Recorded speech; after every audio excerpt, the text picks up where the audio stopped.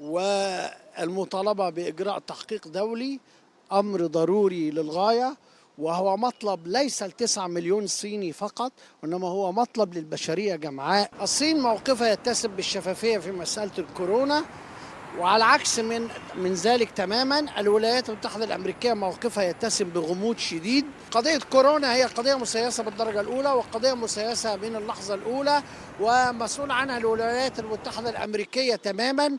وأعتقد أنها أحد أشكال الصراع السياسي الدولي العالمي، وكما هو واضح جدا، وتستغلها أمريكا وتستثمرها سياسيا لتحقيق مصالحها الاستعمارية في الهيمنة والسيطرة على مقدرات الشعوب وعلى الاقتصاديات العالمية وعلى الاقتصاد الصيني وعلى غيره من اقتصاديات الشعوب المختلفة. وهي محاولة أمريكية يائسة للحد من التقدم الاقتصادي الصيني ومن الشعبية الخاصة بالصين في العالم كله بين شعوب الأرض، ومحاولة لتشويه الصين، ومحاولة لكي تحد من تقدمها ونهضتها الاقتصادية.